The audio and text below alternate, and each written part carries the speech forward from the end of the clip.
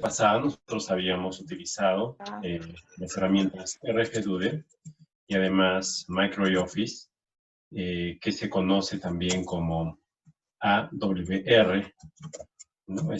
Son dos formas de denominar al mismo producto, Microwave Office o AWR. Y habíamos hecho una simulación de el uso del transformador lambda cuartos para poder hacer una adaptación de impedancia, ¿no? Entonces, ese fue uno de los temas que habíamos tocado. Aprovecho para recordar que debe marcar su asistencia, ¿ya? Es importante marcar la asistencia, ¿ya? Muy bien. Entonces habíamos utilizado estas dos herramientas para una aplicación en concreta, que era el uso del transformador de cuarto de onda, ¿no? Adaptación de impedancias, ¿no? Y había una limitación que tenía esta técnica, ¿no? Adaptación de impedancias usando transformador de cuarto de onda. Tenía una limitación, ¿no? La limitación era de que era un buen método, era válido únicamente para impedancias resistivas, solo para adaptar impedancias resistivas. Entonces esa era la limitación, y por eso a lo largo del curso ustedes van a ver que vamos a tocar otros temas donde hay otras técnicas que nos permiten adaptar impedancias cuando son números complejos, ¿sí? Muy bien, ahora vamos a ver una nueva diapositiva, haciendo un paréntesis también en el desarrollo del curso. Un segundo, por favor.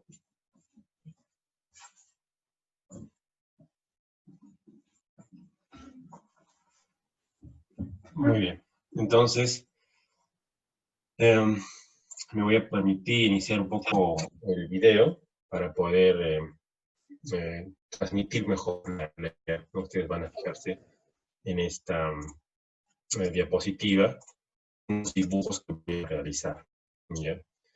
Empieza así. Como ingenieros es necesario tener una visión global de lo que es la electrónica, las telecomunicaciones, la investigación, el desarrollo y la industria. Entonces, por ello me voy a permitir hacer un breve dibujo en diagrama de bloques de un caso concreto de telecomunicaciones que viene a ser las comunicaciones móviles. Aquí tenemos en este bloque el usuario final.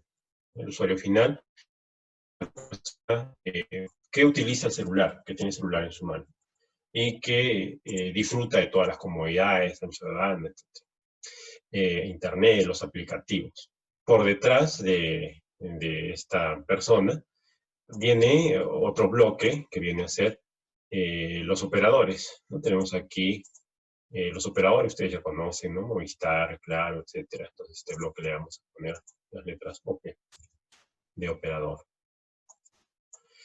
Y que están en contacto con las necesidades del cliente. El cliente es el que le va a decir, yo quiero Internet de las cosas, yo quiero 5G, yo necesito esta aplicación, yo necesito esta velocidad, necesito más ancho de banda. El operador está aquí, atento a lo que quiere el cliente. Por detrás del operador tenemos otro bloque que vienen a ser las empresas tecnológicas. Vamos a poner aquí empresas de sistemas de telecomunicación. Lo vamos a poner aquí como ES. Entonces, estas empresas de sistemas de telecomunicaciones son los que le proveen al operador la parte tecnológica a nivel de sistema. Estas empresas de sistemas de telecomunicaciones le dan pues, al operador las antenas, ¿no? El operador no construye sus propias antenas, las compra de alguien. En este caso, de la empresa de sistemas. El operador no construye sus transmisores, ¿no? Los compra de esta empresa que da sistemas, etcétera, etcétera. Y puede elegir una antena de una marca, un transmisor de otra marca, etcétera, etcétera, ¿no? Detrás de esta empresa de sistemas tenemos otro bloque que viene a ser la empresa tecnológica o la industria del diseño de circuitos. Entonces aquí vamos a poner un texto, simplemente CKT. CKT. ¿ya? Y esta es la empresa que le vende, pues, los circuitos que necesitan los transmisores. Porque un transmisor no es un transistor, ¿no? El transmisor no es un transistor. El transmisor tampoco es simplemente un amplificador, ¿no? El amplificador es ya la etapa final antes de la antena, pero antes de eso está la etapa de modulación, ¿no? Y en la modulación está la etapa de oscilador, está la etapa de banda base, ¿no? Entonces, todo eso forma un transmisor. Y las empresas que hacen estos circuitos son empresas pues tecnológicas. Entonces hay empresa tecnológica o industria de diseño de circuitos.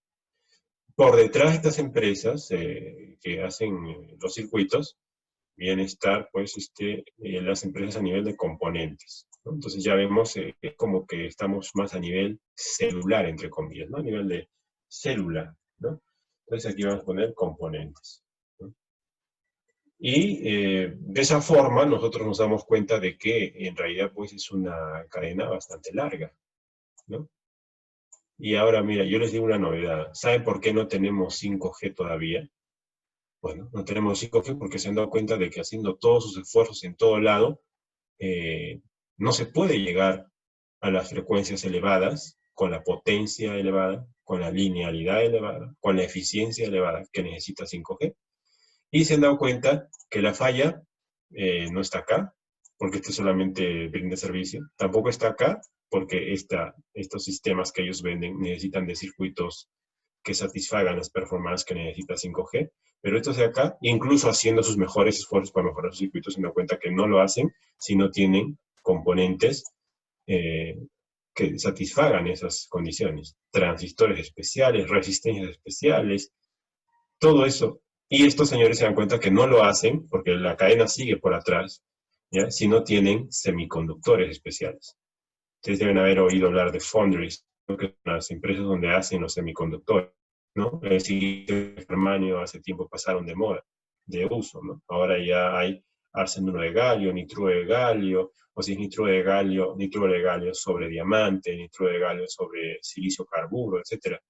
Entonces, aquí está todavía la empresa de semiconductores. Esto es, si estamos hablando de cuerpo humano, ¿ya? Esta parte de semiconductores tendría que ser básicamente como a nivel atómico, ¿ya?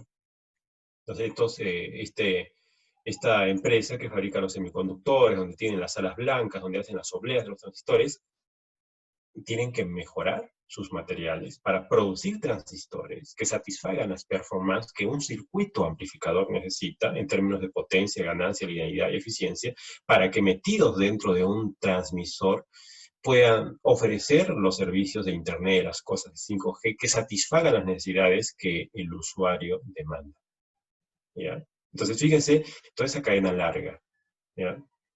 Es una cadena tan larga y evidentemente tenemos que saber de que hay muchas, muchos sitios donde se trabaja esto, ¿no? Normalmente, en los sitios, vamos a poner este símbolo aquí, en los sitios, en nuestro medio, todos tenemos ¿no? Tenemos operadores, no tenemos esto, ¿no? En Latinoamérica, en Perú no hay, en Latinoamérica hay algunas empresas que fabrican transmisores, ¿ya? Pero son pocas.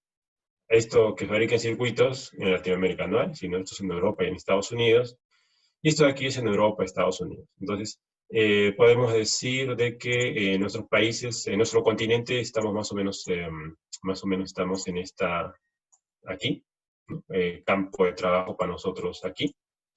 En otros países, campo de trabajo para ingenieros de telecomunicaciones, electrónicos, aquí, ¿no? Ya pues es más amplio. Pero esto se encuentra normalmente, se desarrolla en esos países, ¿no?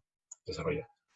Ahora, cuando uno es estudiante de ingeniería electrónica o telecomunicaciones, tiene que ver de que el conocimiento es tan amplio y tan profundo. Cada curso que ustedes estudian es un universo en miniatura.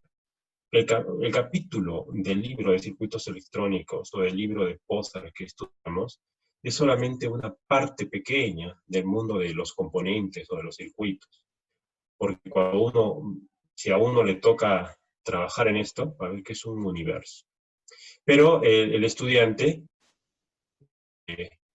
tiene que conocer a grandes rasgos todo. Por eso ustedes llevan semiconductores, por eso llevan circuitos, por eso llevan redes, por eso llevan comunicaciones satelital, todo eso. Tienen que conocerlo, ¿ya? En un grado de profundidad, en un nivel de profundidad adecuado, ¿no? Entonces, eh, es necesario saber de que en las asignaturas, pues, normalmente se enfocan a diferentes partes de esta cadena, que el ingeniero, cuando estudia, ¿no? Tiene un conocimiento global de todo, pero luego ya es en el ejercicio de su carrera o en maestría y doctorado donde se especializa y puede adquirir conocimiento verdadero de un área específica, ¿ya?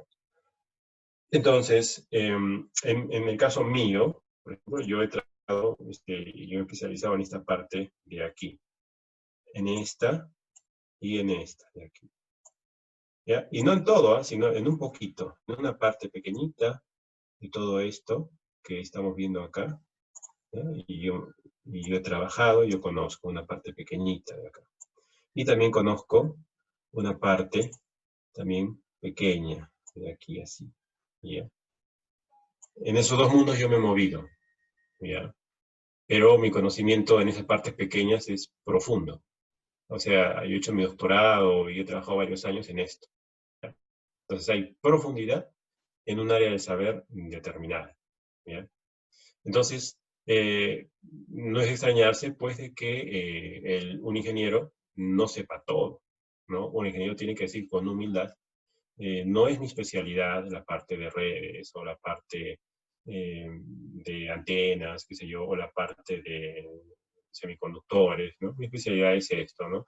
Y claro, uno conoce también, como hemos estudiado ingeniería, conocemos todo esto, ¿no? Con un nivel de profundidad genérico, pero básicamente uno adquiere su competencia o su dominio en estas áreas. Es como un médico, ¿no? Alguien que estudia medicina pues sabe todos los sistemas, ¿no? El cuerpo humano, ¿no? Sistema digestivo, respiratorio, etcétera, todo. Pero cuando hace su especialidad, ¿no? En neonatología, ya pues está en uno de estos rectángulos. Y si dentro de neonatología se especializa en neumología para neonatos, entonces ya pues es un pediatra neumólogo, ¿no? O un neumopediatra, entonces ya está más especializado ahí. Eh, entonces, lo cual es importante porque da opiniones bastante acertadas en un área en concreto y en específico, ¿no? Entonces, yo quería partir con esta presentación justamente para indicar que en el curso de análisis de circuitos de alta frecuencia estamos haciendo lo que el nombre del curso dice, ¿no? Estamos analizando circuitos en la parte de alta frecuencia. Y es lo que vamos a hacer, lo que vamos a desarrollar. Evidentemente eso no impide, ¿no? Que ustedes tengan toda la libertad de preguntar, incluso aunque sea de otras áreas, ¿no? Pregúntenme de áreas, no importa, a lo mejor de programación, a lo mejor de operadores, ¿no? De ancho de banda, etcétera, ¿no? No hay problema, ¿no? Yo intentaré responderles lo mejor que pueda, con lo mejor que sé, y cuando no sepa, diré, bueno, no es mi especialidad, exactamente, ¿no? Pero ustedes tienen el derecho de preguntar, ¿no? Tienen la obligación y el derecho de preguntar en esta etapa de su vida, ¿no? Ya cuando terminen, ya pues la vida los llevará a especializarse en alguna de estas, ¿no? Y es mejor siempre que ustedes ubiquen un área y sigan en esa área hasta el final, ¿no? De manera que puedan tener una trayectoria completa. Muy bien, entonces, esto ¿por qué lo menciono? Porque justamente el tema que vamos a tratar hoy día es un tema que tiene que ver con la caracterización de circuitos, ¿ya? Y yo les voy a mostrar una diapositiva, compartir una experiencia profesional que tuve y que la vamos a introducir como conocimiento dentro del curso. Entonces voy a borrar esta imagen, dejo de compartir brevemente y a continuación vamos a empezar con ese tema. Un segundo, por favor. Voy a coger la diapositiva y vamos a compartir.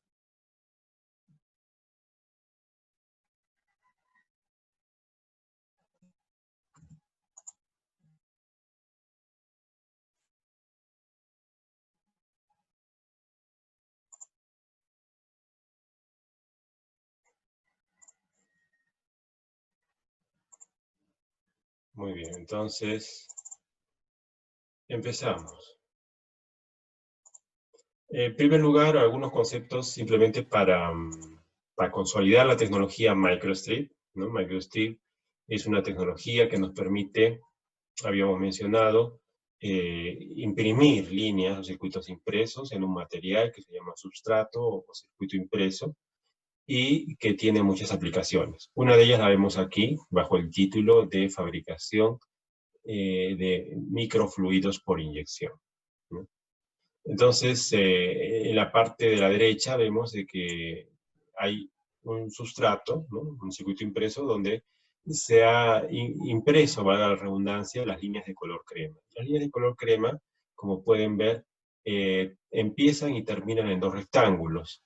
Y estos rectángulos hacen referencia a un punto de conexión, ¿ya? Donde viene una señal. Vale decir, ustedes imaginen que tienen acá una especie de generador de corriente alterna de alta frecuencia o un VNA, cualquiera de los dos, conectan un cable por acá, otro cable por acá, y evidentemente hay una corriente pequeña de alta frecuencia que va a pasar por todas estas líneas y va a llegar al otro extremo. Y en esta parte superior, en esta línea azul, tienen lo que se conoce como un canal de fluido. Entonces la idea es que este circuito mezcla la electrónica con un canal de un líquido cualquiera. Y cuando la señal pasa por estas formas de líneas impresas, crea unos componentes electromagnéticos que interactúan con el líquido. Entonces hay una interacción de ondas así con el líquido, y las cuales van a regresar también en forma de ondas, aquí esta parte inferior, y en este punto de llegada, ¿no? Cuando todo esto se transmita a este punto de acá, el equipo va a leer un valor. Y ese valor de onda transmitida que va a leer va a ser proporcional a las características del fluido. Y se va a poder identificar qué tipo de fluido es. Entonces esto se llama la fabricación de microfluidos, ¿no? Que es una de las aplicaciones de la tecnología MicroStrip. Otra aplicación, habíamos visto, es en la parte de los aviones, ¿no? Vamos a pasar un poco, vamos a comentarlo acá. En los aviones y en los vehículos, en los automóviles, se necesitan antenas de dimensiones pequeñas, y estas antenas de esas dimensiones se logran imprimiendo en superficies planas, ¿no? Entonces, cuando imprimimos en superficies planas, podemos tener una antena de pequeñas dimensiones y la podamos acoplar a las superficies de diferentes objetos. Ya habíamos dicho que un ejemplo de esto es la fibra y que vamos a analizar como un caso de estudio el tema de antenas, ¿no? Solamente como caso de estudio porque hay otras asignaturas donde se toca antenas. Entonces, para el caso de una antena impresa, esta recibe el nombre de antena MicroStrip. Y lo que están viendo aquí en la figura es la representación de una antena impresa que tiene forma de parche rectangular. Esa palabra que están viendo en la parte superior se denomina parche rectangular. Y la antena es única y exclusivamente esta de acá. Ese cuadrado que están viendo ahí, esa es la antena. A esa antena se llama parche. Y tiene dos dimensiones, ¿no? W, que es la dimensión que es perpendicular a la onda que vamos a inyectar al circuito. Y la otra, L, que es la dimensión paralela a la dirección en la que alimentamos el circuito. Entonces es aquí donde uno ve con más propiedad, con más claridad, ¿no? De que hay pues unos parámetros que hay que respetar. Y en este caso, lo que tenemos que respetar es el alto del dieléctrico, que está representado por la letra H, que es básicamente el espesor, ¿no? Cuando uno compra fibra de vidrio y saca una regla o un micrómetro para medirlo, se da cuenta que ese espesor de esa lámina es más o menos 1,5 milímetros. Ya, ese vendría a ser el H. Y T es la inicial de una palabra inglesa que significa thickness, ¿ya? Y thickness es sinónimo de espesor, también grosor, pero se refiere a la pista de cobre, o sea, a esta de acá. Esa película delgada de cobre que para nosotros es imperceptible, Esa película tiene un espesor que está en orden de los micrómetros. Mientras que, como hemos mencionado anteriormente, la H o height está en el orden de los milímetros. ¿Ya? Es H de height, altura. ¿Ya? Entonces esta viene a ser una aplicación, considerando de que en la parte inferior tenemos una nota muy importante que nos dice ground plane, plano de tierra. ¿Saben qué es el plano de tierra? El plano de tierra es, vamos a ponerlo aquí con este color. El plano de tierra es todo esto que está acá abajo, ¿ya? Es la cara posterior, la cara trasera. Todo eso que está ahí abajo es el plano de tierra, es el cobre que hay en la cara de abajo. Entonces, siempre, siempre, siempre todo esto tiene que ser doble cara. ¿Ya? Entonces, así se hacen antenas de microondas, la antena que está en el celular es así, los filtros de microondas también son así, los amplificadores también se hacen utilizando esta forma, ¿no? de dibujo. Entonces, esa es una tecnología. Y como hemos mencionado también dentro de la estructura, si tenemos una antena, esta antena, ese rectángulo, lo podemos adaptar a nuestra línea de transmisión de 50 ohmios. ¿A través de qué? De un transformador de cuarto de onda. Y en este caso, el transformador de cuarto de onda viene a estar representado por esta estructura que voy a señalar a continuación. Este rectangulito chiquito de acá es nuestro transformador de cuarto de onda. Y ya hemos explicado que tiene que medir 90 grados y tiene que obedecer a esta ecuación de aquí. Y ya se imaginarán ustedes de que esos números que están viendo acá, ese Z0, se corresponde pues con estos 50 ohmios, y el Rin viene a ser la impedancia de la antena, del parche, ¿ya? La impedancia que hay ahí. Entonces tienen la impedancia de los extremos, una aquí y otra aquí, ¿no? Porque esos 50 ohmios, pues evidentemente es la impedancia de este señor que está entrando por ahí, ¿ya? Entonces esa viene a ser una aplicación de esta tecnología, en ese caso específico de una antena impresa, ¿no? Bueno, ya hemos dicho qué sucede en el transformador de cuarto de onda, ya explicamos esta figura, ya la vimos también, ¿no? Incluso ya hicimos la simulación en el MicroOffice. Y habíamos hablado como ventajas los circuitos implementados en MicroStream, ¿no? Habíamos visto de que algunas veces el sustrato, este fibra de vidrio que lo vemos duro, del extranjero se puede pedir algunos que formen curvas. O sea, hay algunos que se pueden, que son como plástico flexible, o sea, que pueden adquirir una forma curva, curvilínea, ¿no? Entonces se pueden poner en la piel, o sea, en la carcasa de los vehículos, de las naves espaciales también, ¿no? Y cohetes. Entonces esa es una de las ventajas. Y bueno, ahí ya habíamos mencionado dos propiedades importantes. Una se llama la constante dieléctrica, que tiene su definición como la razón o la relación entre la cantidad de energía acumulada en un aislante cuando un campo eléctrico se impone sobre él con respecto al vacío, ¿ya? Y también hay otro parámetro que es la tangente delta, o que son las pérdidas, que nos revela lo que se pierde por efecto Joule, ¿no? Por calor.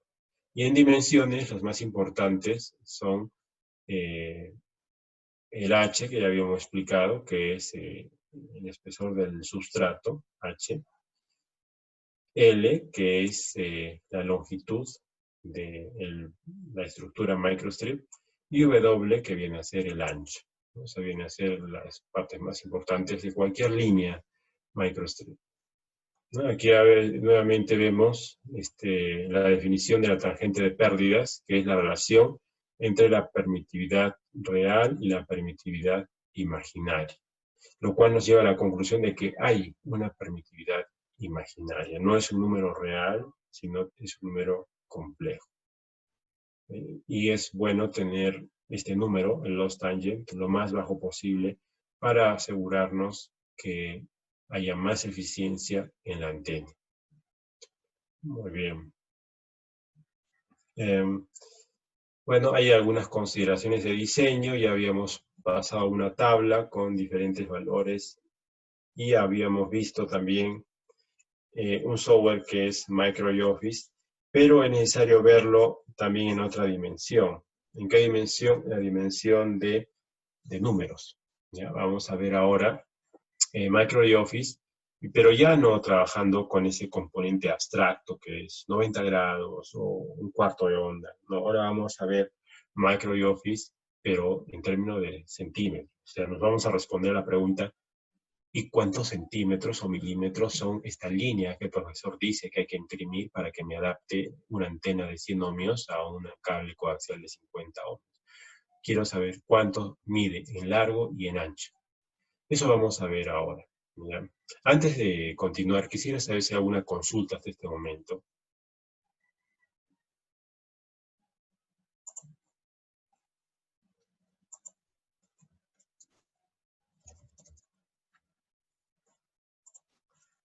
Muy bien. Entonces, si no hay consultas, vamos a continuar.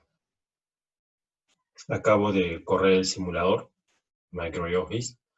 Vamos a esperar que abra y luego vamos a desarrollar el ejercicio. El ejercicio siempre es bueno tomar como punto de partida lo que se hizo la clase pasada, para luego ir avanzando y perfeccionándolo más poco a poco. Entonces, la clase pasada rápidamente lo voy a hacer. Lo que nosotros habíamos hecho era un esquemático donde habíamos introducido dos componentes, ¿no? Un elemento era nuestra resistencia de 100 ohmios, que la volvemos a representar aquí. Y otro elemento que habíamos introducido era nuestro puerto de 50 ohmios. No olvidemos que a la antena hay que conectarla a tierra, ¿no? Entre estos dos puntos, si ustedes observan el video de la clase anterior, habíamos colocado una línea, un transformador de cuarto de onda, que tenía ciertas características y la vamos a reproducir rápidamente acá. Transmission line, phase, y colocamos este dispositivo aquí, el puerto por acá, y aquí configuramos con los siguientes valores. 1 gigahercio, que lo vimos la clase pasada, 90 grados queda, y aquí era 70.71. Recuerden de que es la raíz cuadrada de 100 por 50. Para simular, primero tenemos que ponerle en el simulador una frecuencia de análisis, que en este caso es 1 gigahercio, en single point, un punto simple. Aplicamos, aceptamos, ya estamos en condiciones de simular, pero para visualizar necesitamos añadir un gráfico de Smith. Añadimos nuestro gráfico de Smith y aparece este icono donde con un clic derecho le decimos quiero plotear el parámetro S11. S está elegido, 11 está elegido, y en vez de All Sources pongo mi esquemático, ¿no? Le doy a un aplicar, un OK, ya lo tengo. Con este botón de rayos simulamos y aparece en el centro. Entonces, ante la pregunta que hemos planteado, profesor, en realidad yo quiero saber cuántos milímetros es todo esto, quiero quemarlo en fibra de vidrio que me voy a comprar en Pizarro. Entonces uno tiene que hacer lo siguiente. En primer lugar, uno tendría que ir a Internet, y en Internet buscar algo así como página web datasheet. Vamos a poner aquí FR4, es fibra de vidrio, y poner datasheet, hoja de datos, ¿no? Y allí buscar un PDF donde nos diga, por ejemplo, este aquí, hay un PDF ahí, donde nos diga sus valores técnicos. Entonces acá hemos encontrado fibra de vidrio, ¿no? Y tenemos que buscar esa constante eléctrica que está aquí. Si bien es cierto, la hoja técnica nos dice 4.7 a 1 megahercio, ¿no? Normalmente este valor se toma como válido para todas las frecuencias porque no varía mucho, ¿ya? No varía mucho. Entonces nosotros podemos bien utilizar 4.7. Y dissipation factor para este autor, ese dissipation factor son las pérdidas, o sea, tangente de pérdida, 0,014. Entonces viene a ser como sus pérdidas. Hay otros valores adicionales que nos dicen resonancia, datos de temperatura, esfuerzo, o sea, la fuerza de la tracción, ¿no? Etcétera, que no son importantes para el diseño de circuito de alta frecuencia, Si no, solamente nos quedamos con 47 y 0014. ¿Ya? Entonces, lo que se hace aquí es regresar a nuestro simulador y cambiar de óptica. Si voy a utilizar este sustrato y quiero saber cuántos milímetros es la pista que voy a imprimir, hay que cerrar esto así. Bueno, vamos a hacerlo más pequeño mejor. Este de aquí lo tenemos que deshabilitar o cambiar, reemplazar, mejor dicho, por otro componente que ya no se va a llamar TLIN, sino se va a llamar MLIN. ¿Ya? Les voy a mostrar ahorita ese componente. Se llama, hay que sacarlo de una opción que es microstrip, y de aquí de microstrip tienen que sacar líneas, y de líneas tienen que sacar uno que se llama MLIN. Lo jalan acá. Entonces, este de acá, señores, también es una línea de transmisión igualita que esta, solamente que este de acá me permite colocar sus dimensiones en milímetros. Mientras que este de acá es una línea de transmisión ideal. Esta solamente le puedo colocar ohmios o grados, nada más. Pero esta es la que me permite dibujar una línea de transmisión usando fibra de vidrio. O sea, me da los resultados en milímetros. Entonces, hay que borrar esta y poner en su lugar MLIN. Pero antes de poner MLIN, lo que hay que hacer es definir el sustrato. De hecho, hay una opción de substrates. Damos clic aquí y encontramos un MSUB. Ok, no hay problema. Muy bien. Entonces, vamos a continuar. No hay problema. Y a veces pasa, ¿no? Se termina la sesión, bueno, se nos pasa, pero no hay problema. Yo voy a repetir, ¿ya? Para que todos estemos al tanto de lo que hemos venido haciendo. ¿Ya? Yo voy a repetir, no hay problema. Entonces, comparto mi pantalla. Ya. Ok. Muy bien. Entonces, lo que estaba diciendo es de que eh, si yo quiero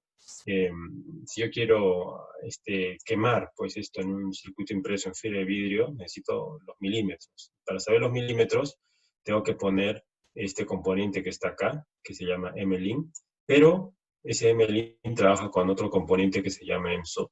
Si quieren, para llamarlo más propiamente dicho, si yo quiero quemar esta línea de transmisión, esta de acá la quiero quemar en una placa, primero tengo que definir con este bloque qué tipo de material es. Aquí donde dice ER le tengo que poner la permitividad de la fibra de vidrio, su altura, su thickness, todos sus datos tengo que poner acá. Y después tengo que usar una calculadora especial, ahorita les voy a mostrar cuál es, que me va a permitir calcular automáticamente los valores del largo y el ancho de la línea de transmisión. Y esa la coloco en lugar de esta, y vamos a demostrar que la lleva directamente al centro, o sea, de que me adapta perfectamente. Y con eso ya uno puede con toda confianza quemar pues su plaquita con esa línea, con ese transformador de cuarto de onda. Entonces, para hacer esto, vamos a ir por partes, ¿ya? Entonces, primero definimos esto. Esto es como programación orientada a objetos, ¿ya? Donde este viene a ser un objeto, un objeto, y este vendría a ser su propiedad, ¿ya? Entonces, vamos a setearlo, ¿no? Con valor de ER. ER para la fibra de vidrio es 4.7 según la hoja técnica. El H, la hoja técnica no me lo decía, pero cuando uno compra, uno se da cuenta fácilmente que es 1.6 en la mayoría. Ojo, esto varía, porque hay algunas que se traen de China, de Estados Unidos, de Brasil, entonces cambia un poco. Pero vamos a suponer que tiene 1.6. Esta T ahorita está con 0,05 milímetros, o sea, 50 micrómetros. Yo siempre trabajo con 35 micrómetros, entonces yo pongo 0.035. ¿Ya? No tiene mucho impacto, porque como son micrómetros, no varía, es el espesor de la película de cobre, pero yo siempre le pongo 0.035. Este RO lo dejo tal como está. Aquí abajo me dice la resistividad normalizada al oro, o sea, supuestamente si fuera de oro sería 1, pero como es cobre es un poquito menos, pero para efectos prácticos se lo dejen 1 porque no tiene mucha influencia. ¿Ya? Y tangente delta, esa tan D es las pérdidas, ¿no? Y en la hoja técnica era 0,014. ¿Ya? Yo normalmente le pongo 19. Ya, voy a poner 19, siempre yo trabajo con eso, pero si ustedes le ponen 14 no hay problema, ¿no? Y le damos a aceptar. ¿Ya? Entonces ya tenemos seteado. Entonces, lo que hay que hacer ahora es utilizar un simulador, vamos a poner aquí, o en la ventana, una opción que se llama TX-Line. TX-Line es la calculadora que nos permite hallar justamente las dimensiones, ¿no? ¿Y cómo lo hacemos? Pues así, ponemos el 4.7, es 0,019, que ya lo metí. La impedancia, yo le voy a decir, yo quiero trabajar con una impedancia de, como ya hemos calculado, 70.71, ¿cierto? ¿A qué frecuencia? Perdón, ¿a qué frecuencia? Bueno, me ha salido error porque debo poner coma, 70,71. ¿A qué frecuencia? Una frecuencia de 1 GHz, ¿no? Y su longitud eléctrica de cuánto, cuarto de onda, 90 grados, está bien. Muy bien, aquí en la parte derecha le digo, ¿qué altura? Le dejo con 1.6 y que es peso 35 micrómetros. Para hacer un pequeño repaso, si quieren, lo que yo he llenado esto de acá. Esto, así. Con esto de acá. Y esto de acá. Esos datos le he metido porque son mis datos, si ustedes quieren, físicos o eléctricos, ¿no? Del sustrato. Es lo que yo quiero hacer. Ya, yo le doy eso. Y ahora mi objetivo es calcular el L y el W. Eso es lo que hay que hacer. Aquí en la figurita nos dice H. ¿Quién es? El H es 1,6. El T de thickness. Aquí le han puesto T mayúscula. ¿Quién es? El espesor del cobre, ¿no? Como pueden ver acá. ¿Ya? El epsilon sub R, bueno, ya saben. El W también saben. Este W, entonces, de acá, que es el ancho de la pista, viene a ser este de acá. Lo que pasa es que esta figura de acá es como que tiene la fibra de vidrio y tú le haces un corte transversal, ¿no? Entonces, es un corte transversal, te lo pones a la altura de los ojos y ves, bueno, pues no vas a ver más que el borde, ¿no? Arriba está el top, ¿no? La cara superior, donde está el vivo. Acá es donde imprimiríamos la antena parche, ¿no? El L está metido hacia la pizarra. Y este cobre de acá abajo viene a ser, pues, la tierra, ¿no? La parte inferior del sustrato. Muy bien, entonces, habiendo hecho esa explicación y habiendo ingresado los datos, lo único que toca hacer es darle clic en esta flechita de acá. Fíjense qué va a pasar. Damos clic en esta flechita y, bueno, para este caso, no nos ha cambiado mucho porque yo ya lo hice. Lo voy a hacer con otro valor para que veamos la diferencia. Le voy a poner 50 aquí ya. Si le pongo 50, le cambio acá y le doy la flechita. Fíjense cómo cambia el L y el W. El L y el W ha cambiado, ¿no es cierto? Ya tiene un valor diferente. Pero yo no quiero 50, bueno, yo quiero 70,71. 70,71. Le doy aquí, perdón, tiene que ser 70,71. 70,71. Le doy clic en esta flechita para que me convierta los parámetros de impedancia en parámetros geométricos. ¿Ya? Esta es la parte de la ciencia que relaciona la electrónica, las impedancias, con la geometría, ¿no? Que son las dimensiones de la guía. Vamos aquí, ya pues me aparece 41. Entonces, estos valores son los que tenemos que utilizar, ¿ya? Estos valores. Con una salvedad también. La salvedad es de que cuando hemos hecho este cálculo, este numerito de aquí ha variado. Este número se llama constante dieléctrica efectiva, ¿ya? Y este número es el que hay que colocarle también acá. Aquí tenemos que colocar ese R norm. ¿Ya? Esa sale de ahí. Entonces 3,3617 tiene que venir acá.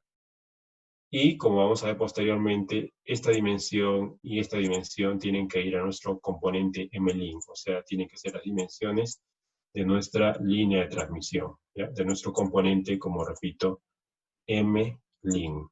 ¿Ya? Entonces, vamos a ver cómo introducimos todo eso. ¿Ya? Vamos a borrar en primer lugar, cerramos y quedamos este número, 3,3617. Entonces lo vamos a meter acá, aquí, 3,3617. ¿No? Le vamos a aceptar. Y aquí, ahora sí, de nuestro TX-Line que tenemos acá, estos numeritos hay que hacer copy-paste aquí, ¿no? El W, 1,4914, y se lo sacamos y lo ponemos aquí. Ya está. Para el L, ¿qué hacemos para el L? una cosa similar. Significa el 40,877, lo ponemos aquí, acá. Ahora se ven que me sale en verde. En verde significa de que algo que está mal, ¿no? Entonces, es que en esta versión de Microsoft Office no acepta comas como separador decimal, sino punto. Entonces acá tendría que ponerle un punto acá, y acá le coloco también un punto. Doy a aceptar y ya está nuevamente en negro. Entonces, en teoría, esta línea de acá y esta, en teoría, son iguales. O sea, deben adaptar. ¿Ya? Entonces, para comprobar eso, simplemente lo que hacemos es lo siguiente. Bueno, esta línea la vamos a dejar aquí. Corremos la simulación. Vamos a proyectos, a carta Smith, doble clic y vemos el triángulo. Está en el centro. ¿Para quién? Para el esquemático 1. Solamente simula lo que está conectado al puerto, a este puerto. Lo que no está conectado, no lo toca. Ahora vamos a ver qué pasa con este señor si lo borramos y en su lugar ponemos este de acá. Si ponemos este de ahí y hacemos la simulación otra vez, vamos al gráfico 1, en el centro. Igualito sale, ¿cierto? ¿Qué pasa si yo quiero variar la dimensión? Si en vez de 1,5 milímetros, vamos a poner, le pongo 2,5 milímetros. ¿Ya? Vamos a correr a la simulación a ver qué pasa. El gráfico 1, ajá, y nos sale afuera. No está adaptado, está desadaptado. Entonces con eso hemos comprobado de que sí, pues en efecto, la buena dimensión es 1,5 milímetros y no puedo equivocarme ni 1 milímetro. ¿Ya? Entonces, si uno dice, profesor, usted ha puesto 2,5 milímetros y le ha salido fuera del centro, y ahora pone 1,5 milímetros y está en el centro, bueno, el valor correcto pues es 1,5 milímetros, pero y la tolerancia, ¿es posible quemar algo así? Le digo, sí, sí es posible. 1 milímetro parece que es muy chiquito y que no lo vamos a quemar con precisión, pero en realidad sí se puede quemar con precisión, teniendo cuidado, ¿no? Uno puede perfectamente llegar a tolerancias de 1 milímetro, medio milímetro, sin ningún problema. ¿Bien? Ahora, eh, pero, ¿y qué impacto tienen los decimales, no? Entonces uno dice, ah, bueno, ahí uno tiene que jugar, ¿no es cierto? Entonces, ¿qué pasa si yo juego con la décima de milímetro? Y en vez de 4 le pongo ahí 5, ¿no? Le pongo una décima de milímetro más, hago clic, veo gráfico, y si ustedes pueden ver, sale en el centro, pero movido un poquito, ¿no? Se lo moví un poquito. Está centrado, por el centro está justo aquí, está el centro, ¿no? Vamos a ver. El centro está aquí, ahí está el centro. Se movió un poquito, porque el triángulo debe estar ahí, pero está bien. Lo cual quiere decir que una décima de centímetro no es muy grave. Se ha movido, pero un poquito es aceptable. ¿Ya? Entonces, sí, perfectamente se pueden fabricar estos circuitos a esa frecuencia de trabajo, ¿no? Sin ningún problema. Bueno, vamos a borrar esto. Muy bien, antes de continuar, quisiera hacer una pregunta hasta aquí.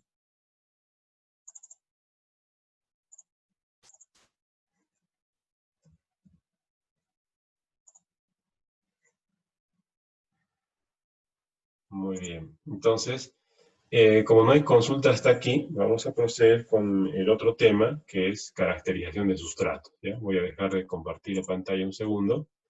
Cierro el simulador. ¿Ya? Y vamos a proceder a la parte de caracterización. Pero antes quiero hacer un paréntesis. Por favor, indíqueme si todos han podido marcar asistencia. A ver, escribe en el chat la palabra no, aquellos que no han marcado su asistencia, por favor.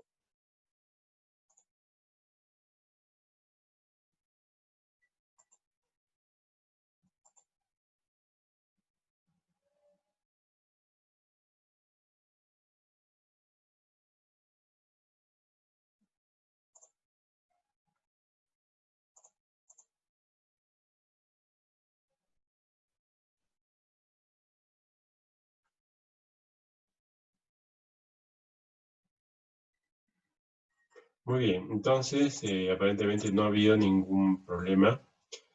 marcando la asistencia. Ah, hay un alumno, sí, que indica que no ha podido marcar su asistencia. Alex Jesús. Verónica, por favor, ¿tú has marcado tu asistencia? ¿Has podido hacerlo? Sí, ingeniero. ¿Cómo lo has hecho?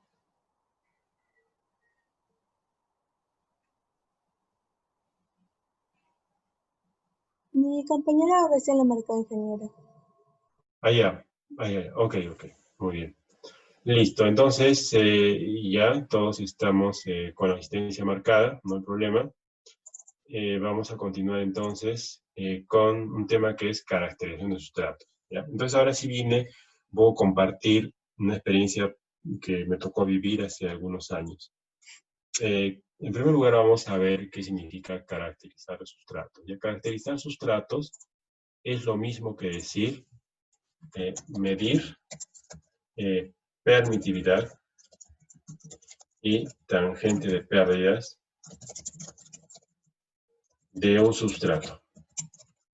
Ok, entonces, eso es los valores que hemos utilizado antes de permitividad, o sea, los valores que hemos usado de epsilon, ¿no? Sub R, y los valores que hemos usado de tan delta, ¿no? Esto que estoy escribiendo aquí, eran valores pues que habíamos obtenido, como ustedes ven, de la hoja técnica, ¿no? Pero cuando uno se pregunta, ¿y esos valores son fiables o no?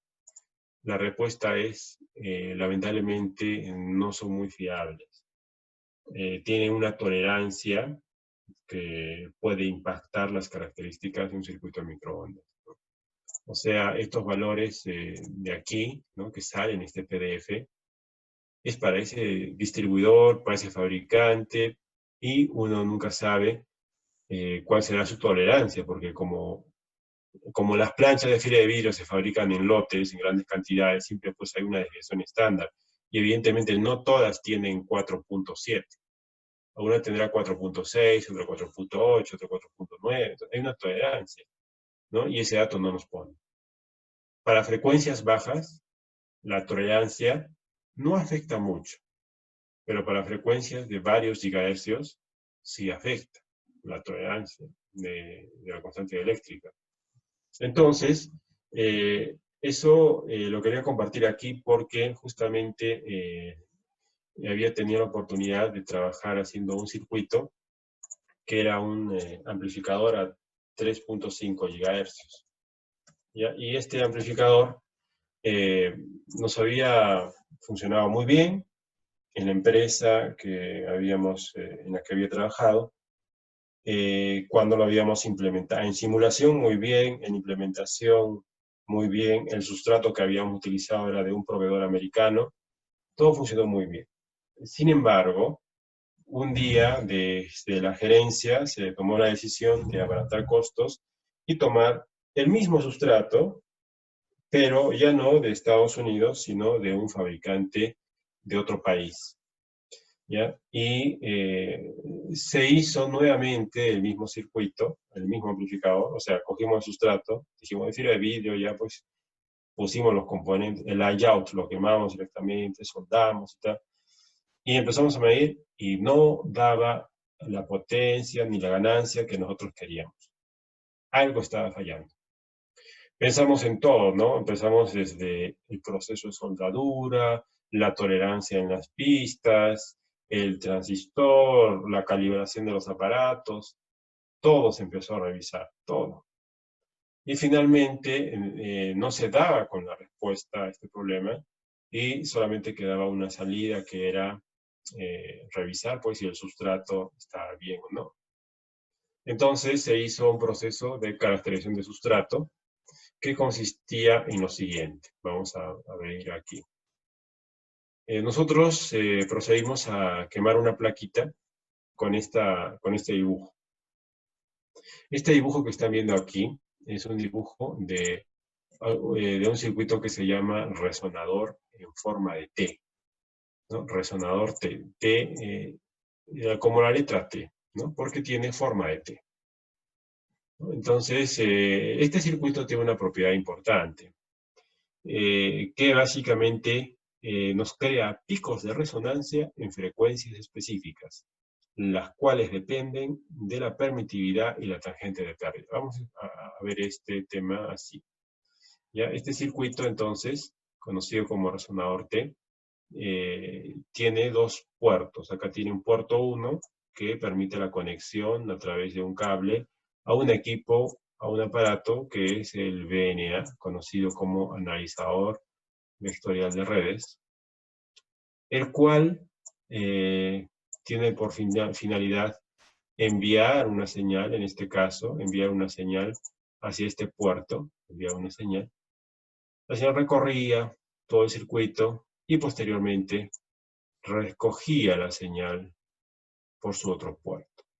Entonces teníamos esta configuración.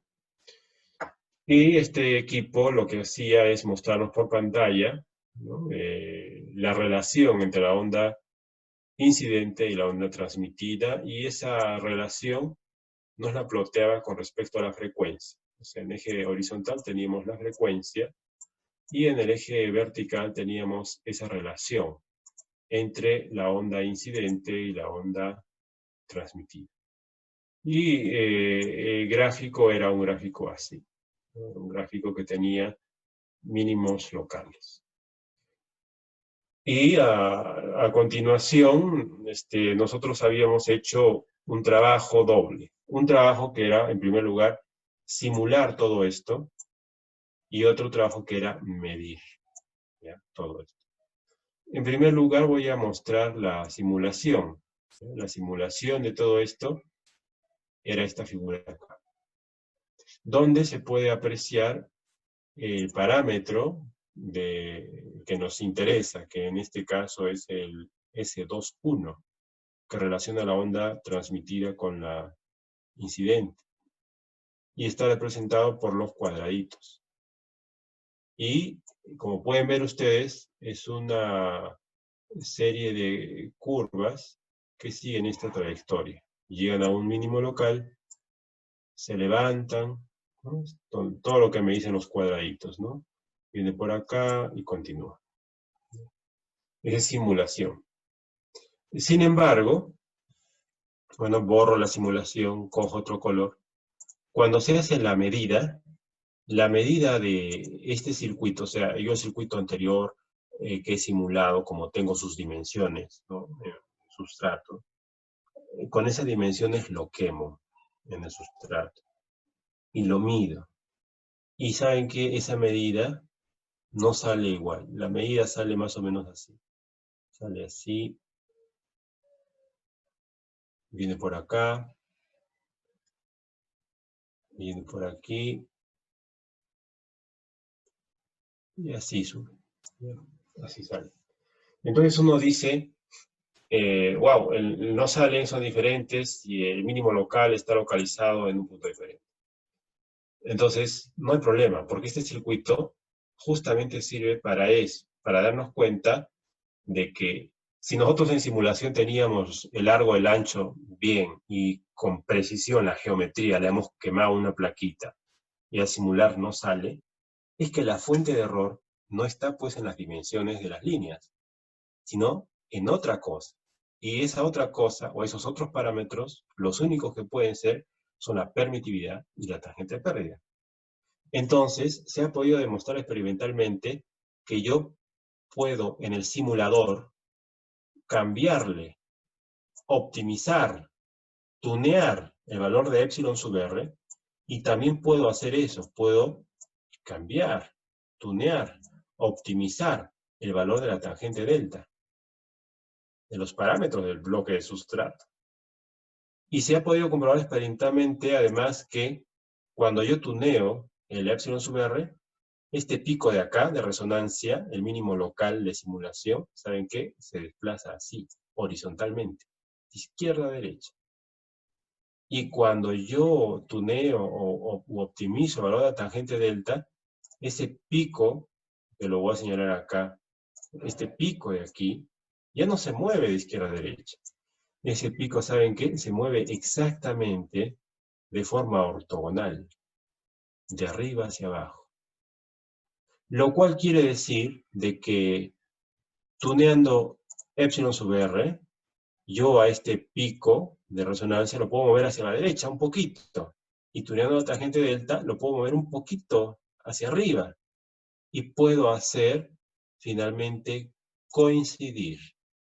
Puedo llevar este pico que está acá, yo lo puedo mover, y evidentemente toda la curva de simulación, yo la puedo mover de manera que ya no esté en su posición original negra, sino de que toda esa curva yo la voy a hacer coincidir con esta línea azul, la hago coincidir. Y una vez que me coinciden acá, esos picos, cuando ese mínimo local me coincide tanto en el eje horizontal como en el vertical, yo puedo decir que esos son los valores finales de epsilon sub r y tangente delta, porque hacen que mi circuito funcione como la simulación le dice. ¿Ya? Entonces, ese fue el procedimiento que utilizamos en la empresa esos días para hallar la fuente del error. Y habíamos visto de que rediseñando el circuito, o sea, metiéndole los valores correctos a nuestro amplificador, ya sí no salía, ¿no? O sea, tuvimos que modificar algunas dimensiones de las líneas y ya no salía el circuito, el amplificador, como debía ser, como nos salió con el sustrato de origen americano. ¿Ya? Entonces, esta técnica se denomina caracterización de sustratos y nos permite hallar epsilon sub r tangente delta y sirve para que nuestros circuitos funcionen como dice la simulación que sea, ¿no? Básicamente, esa era la información que quería transmitir. Quisiera saber si hay alguna consulta hasta ahora.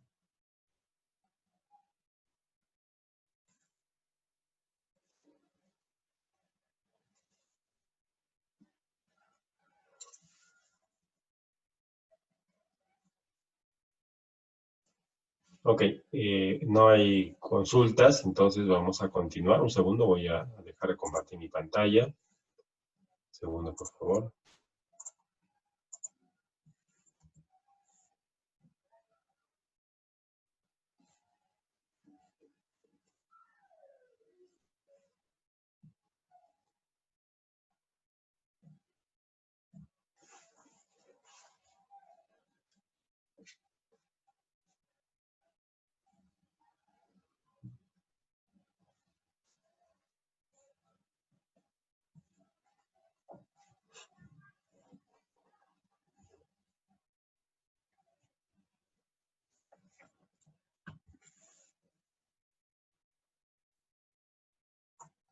Muy bien, entonces voy a colocar la pantalla en este momento aquí.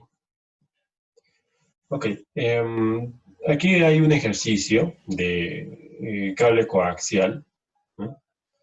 Y ustedes saben, el cable coaxial no es necesariamente un vivo y un neutro que están separados por el aire, sino que entre ellos, entre el vivo y el neutro, hay un dieléctrico que tiene una permitividad, ¿no? Y en ese caso, este problema. El problema nos dice resolver. Un cable coaxial de 75 ohmios tiene una longitud de 2 centímetros y es terminado con una carga de 37,5 más J75. Si la constante de la línea es 256 y la frecuencia es 3 GHz, haya la impedancia de entrada, coeficiente de reflexión en la carga, coeficiente de reflexión en la entrada y relación de onda estacionaria de la línea. Entonces, vamos a resolver este problema por diversos métodos. Por el momento es necesario que tomemos nota o memoricemos estos números. 75 ohmios es la impedancia característica del cable, ¿ya? O sea, nuestro Z0 va a ser ahora 75, ya no 50. La longitud dice 2 centímetros. Bueno, antes cuando nos decían longitud, nos hablaban en términos de longitud de onda, 0,3 lambdas, por ejemplo, pero ahora nos dicen 2 centímetros. Y nos indica además que es terminado con una carga de 37,5 más J25. O sea, ya no es una antena de 100 ohmios, ¿no? Ahora es una carga de, o antena, si quieren, de 37,5 más J75. Bueno, y la constante eléctrica significa de que hay un epsilon sub r, que es 256, y la portadora de 3 gigas. ¿no? Entonces, se nos pide hallar algunos parámetros. Entonces, vamos a ver este ejercicio en una forma de solución en la siguiente diapositiva. Tiene aquí unas ecuaciones que nos dicen lo siguiente. En primer lugar, vamos a ver las respuestas. Dice, soluciones. Dice que la solución a lo que nos pide el problema es esto de acá. Esa es la solución. Ahora bien, nos dice además de que en esta primera solución lo que se ha calculado es la impedancia de entrada. Esta ecuación de acá. Muy bien. Entonces, si nosotros queremos ver cómo todo este procedimiento nos ha servido para calcular esta impedancia de entrada de acá, lo que tenemos que hacer es recordar cuál es la ecuación de la impedancia de entrada. ¿Ya? Y esa ecuación de la impedancia de entrada la vemos en diferentes libros o en diferente literatura, ¿no? Con ecuaciones diferentes. Como yo quiero que todos manejemos a la par el libro guía, yo voy a mostrar nuevamente el libro guía y voy a mostrar la ecuación de impedancia de entrada para que sepamos de qué estamos hablando. Ya voy a dejar de compartir la pantalla un segundo, simplemente para mostrar el libro y la ecuación que necesitamos utilizar. Un segundo, por favor.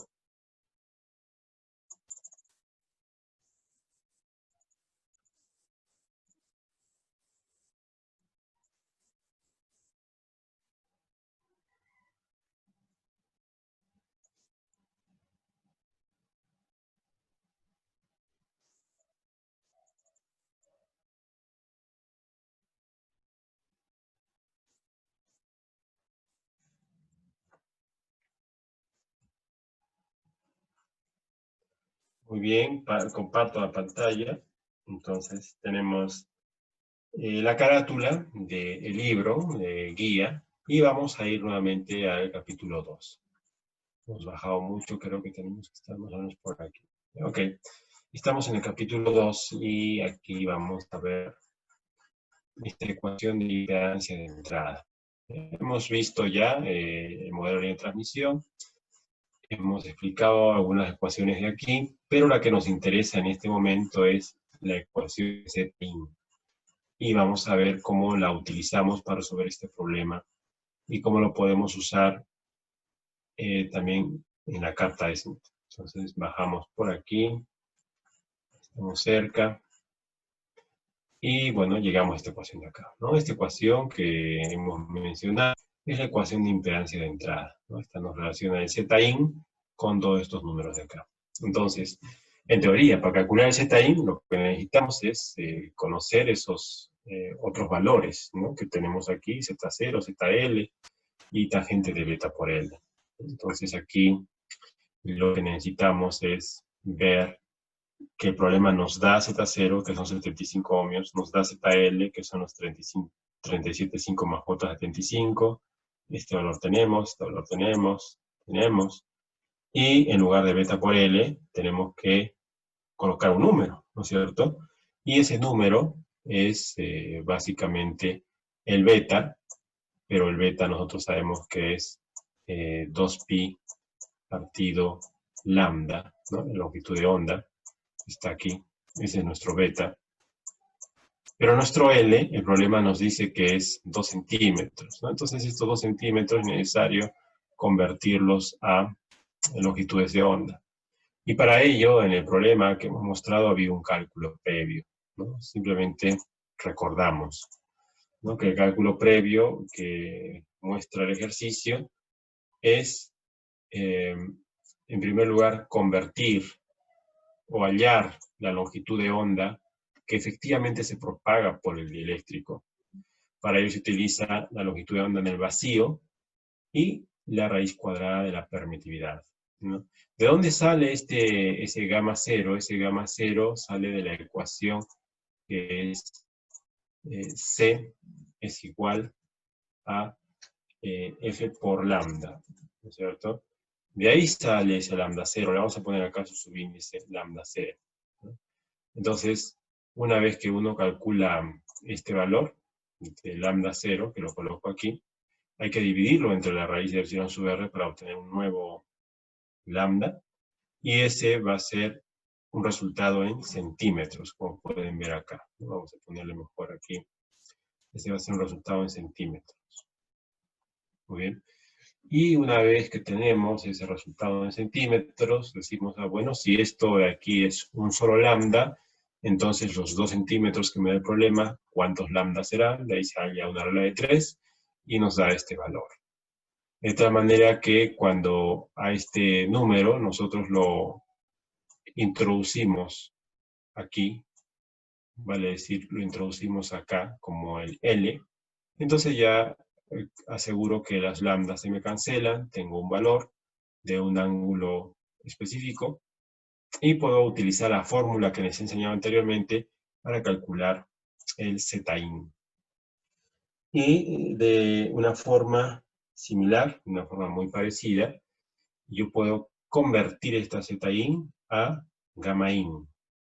Y para hacer esa conversión, simplemente se necesita hacer uso de una expresión. Vamos a verla por aquí, un segundo. Una expresión que nos permite convertir todo lambda en z y viceversa, que es esta de acá. Entonces, vamos a anotarlo, esta de acá. Cuando en esta ecuación, en vez de ZL, ustedes ponen ZIN acá y ZIN acá, reemplazando Z075, van a obtener un gamma. Y ese gamma va a ser el gamma in que han visto en la diapositiva. Muy bien, entonces borramos aquí. Ok, entonces eso viene a ser la explicación de este problema. Vamos a regresar al ejercicio de cálculo coaxial, ¿no? Y de la misma forma, ya cuando uno tiene este número complejo, ¿no? Nada impide que uno utilice el RFDUDE para llevar este número complejo al simulador. El simulador me puede calcular sin ningún problema su equivalente en gamma in, ¿no? Y el equivalente en gamma L es el mismo, como pueden ver, solamente varía el ángulo. ¿Por qué? Porque gamma L es pegado a la carga y gamma in es a una distancia específica, ¿no? Lo que quiere decir, ya para terminar la clase, de que si tenemos nosotros nuestro enunciado, nuestro problema así, ¿no? El primer gamma, el gamma in, es el gamma que nosotros medimos aquí, en este plano de referencia, que voy a marcar acá, ahí. Y mientras que el gamma L es el gamma que medimos acá, en ese plano de referencia que también lo voy a marcar aquí. Aquí. Ese es. Entonces, por eso la magnitud es la misma, pero la fase es diferente. Muy bien. Ok. Entonces, quisiera saber si hay alguna pregunta hasta aquí, por favor.